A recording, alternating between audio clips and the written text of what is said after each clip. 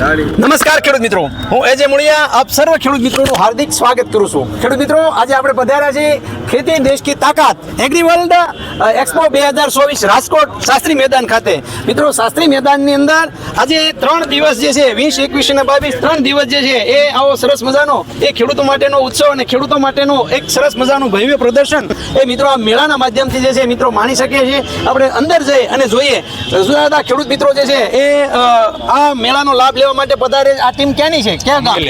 અમરેલીથી જે છે ખેડૂત મિત્રો આવ્યા છે અને અમરેલીથી એમ જુદા જુદા સૌરાષ્ટ્રના દરેક જિલ્લાઓમાંથી એ ખેડૂત મિત્રો પધારી રહ્યા છે અને આ મેળાનું જે છે એ પ્રદર્શન મેળવી રહ્યા છે। મિત્રો, આપ પણ જે છે આ મેળાની અંદર પધારો અને ખેતીને જે છે એ નવું માર્ગદર્શન, નવી ટેકનોલોજી અને નવી આધુનિક માહિતી જે છે એ મિત્રો મેળવતા થાવ।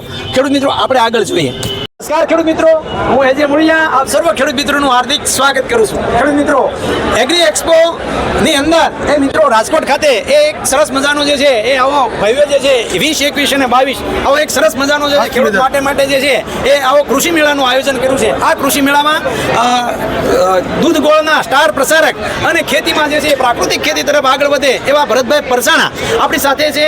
ભરતભાઈ જે છે અમારા ખેડૂત મિત્રોને આમંત્રણ આપો કે આ ખેડૂત એક્સપોમાંથી ખેડૂતોને શું ફાયદો થશે? आज रोज राजकोट खाते 21, 22, 23 शास्त्री मैदान खाते एग्री શું નામ એગ્રી એક્સપો યોજાયેલ છે। તો આજે બહુ મેદની છે। તો મિત્રો ખાસ આ મેળામાં રાજકોટ પધારો।